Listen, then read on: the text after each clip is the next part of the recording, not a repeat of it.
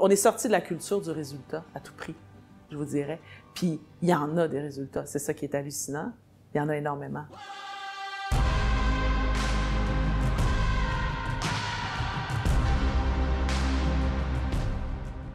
En 2018, après de nombreuses remises en question, le Collège Ahuntsic a décidé de faire appel à Mikana afin d'entamer une démarche d'autochtonisation. Nous retraçons pour vous la genèse de cette démarche, les défis et les réflexions que ça engendre, et surtout les impacts que ça a sur la communauté du collège. Pour une meilleure compréhension de ces enjeux, nous vous invitons à consulter la première partie de notre série vidéo. Ne manquez pas non plus notre troisième vidéo qui donnera la parole aux participants du rassemblement sur l'autochtonisation proposé par le Collège Ahuntsic.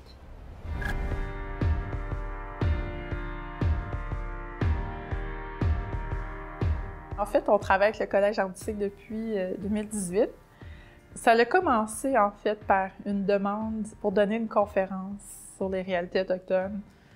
Et ici, je me souviens bien aussi d'aborder un peu la question de l'appropriation culturelle parce que le collège était en réflexion par rapport à l'ancien nom et l'ancien logo de leur équipe sportive qui s'appelait les Indiens. Quand la direction s'est montrée ouverte, disons, à travailler avec des partenaires des Premières Nations, des premiers peuples, à réfléchir sur ce nom et ce logo-là, je me suis dit, je dois me tourner vers un organisme qui est mis de l'avant, géré, propulsé par des personnes autochtones. Et je me souviens, j'avais sur mon bureau quelqu'un qui m'avait imprimé une feuille.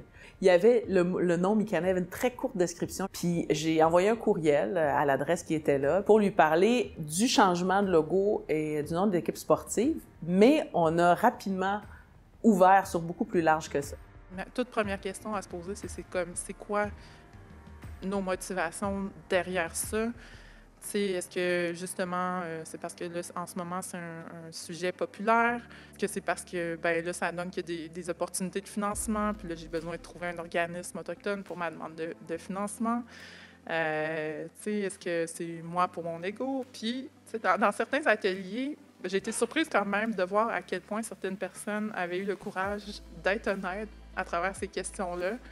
Quand Mikana donnait des formations aux jeunes des équipes sportives, puis aux coachs, on leur a pas dit « vous n'êtes pas correct de sentir qu'on vous enlève quelque chose ». Effectivement, on va vous enlever quelque chose, on va vous enlever un nom, mais on va vous amener à vous définir vous-même autrement, puis à créer votre propre identité et à ne pas vous approprier celle de quelqu'un d'autre. Donc on est allé à la fois en fermeté, mais avec beaucoup de respect puis beaucoup de souplesse, puis ça a été presque instantané. Je pense que l'attitude dans la façon d'entrer en relation, parce que c'est très relationnel tout ça, ça joue beaucoup.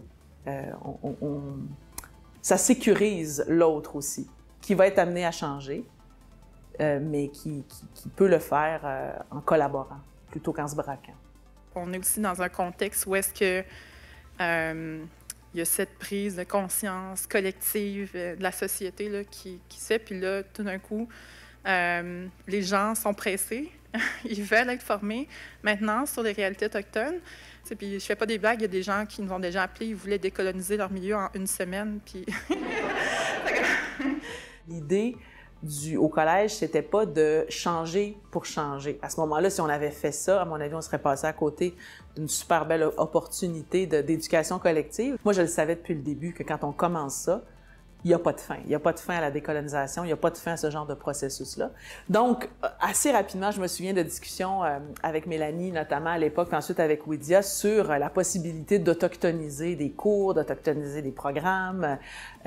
Puis aujourd'hui, je me dis, mon Dieu, on a fait quand même du chemin, même s'il en reste énormément à parcourir. Je vois vraiment le rôle des personnes, groupes et organismes autochtones comme des guides. Donc, on est là pour guider. Et les personnes, organismes allochtones sont là pour faire le travail, en fait. Quelque chose qui peut être difficile à certains moments, c'est que des gens qui peuvent avoir des connaissances sur les notions de base, sur les questions autochtones, peuvent quand même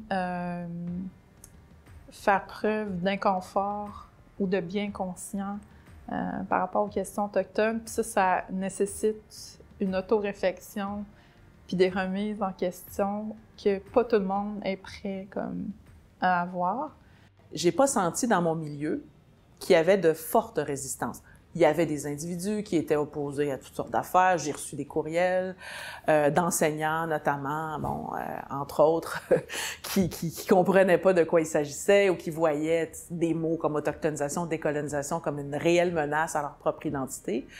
Mais c'est resté marginal. Il n'y a pas eu de mouvement de fond. On a accepté aussi d'arrêter, on a accepté de décaler, on a accepté de changer de chemin, de revenir, de faire marche arrière. On ne s'est pas donné de livrable au départ. On ne s'est pas donné un plan très colonial, très linéaire. On est sorti de la culture du résultat à tout prix, je vous dirais. Puis, il y en a des résultats. C'est ça qui est hallucinant. Il y en a énormément. Plus d'ouverture, plus de facilité aussi à organiser, par exemple, des cours de langue localement. On le fait, ça aussi, ça fait partie de ça. À inviter des conférenciers qui ont peut-être des façons, je dis des conférenciers, en fait, des gens qui viennent témoigner ou qui viennent parler, qui ont peut-être des façons de livrer ce qu'ils ont à livrer, qui sont différentes ou même confrontantes par rapport à ce qu'on connaît. Donc, on est capable aujourd'hui au Collège Antique de s'éloigner d'un format très conférence avec un PowerPoint, puis d'aller du côté du témoignage, un témoignage qui est long, un témoignage qui est plus difficile. Jamais ça aurait été possible, je pense, si le milieu n'avait pas été assoupli par tout ça. L'autre chose que je remarque, c'est qu'on est dans un établissement où il y a énormément de diversité ethnoculturelle. Il y a énormément de diversité de genre, diversité sexuelle. Et ces étudiants-là, souvent, ce que je remarque, c'est qu'ils sont en train de se reconnaître dans certaines zones communes, pas dans les réalités historiques, linguistiques, culturelles, mais c'est comme si ils se disaient « ça libère une parole ». C'est ce que je remarque. Donc ça, c'est très particulier en Antique aussi parce que j'ai souvent l'impression qu'on a longtemps un peu caché cette diversité-là ou mal compris cette diversité-là parce que le corps enseignant est très blanc, la direction est très blanche, mais les étudiants ne le sont pas. Donc, ça ajoute une espèce de couche de complexité, de saveur, de beauté à tout ça parce que ça crée comme un autre espace, qui est l'espèce d'espace contigu entre des réalités vécues par les Autochtones puis des réalités vécues, par exemple, par le peuple noir ou par... Alors, tout ça est séparé, tout ça n'est pas la même chose, mais il y a quand même des points qui se rejoignent de ce que j'en comprends de l'extérieur, moi, comme personne blanche et allochtone. Concrètement, je pense que ça mène éventuellement à créer des milieux, c'est ça, culturellement sécurisants, des lieux où est-ce qu'on va respecter les droits des peuples autochtones, où est-ce que les personnes autochtones vont se sentir en sécurité à tous les niveaux. Gilbert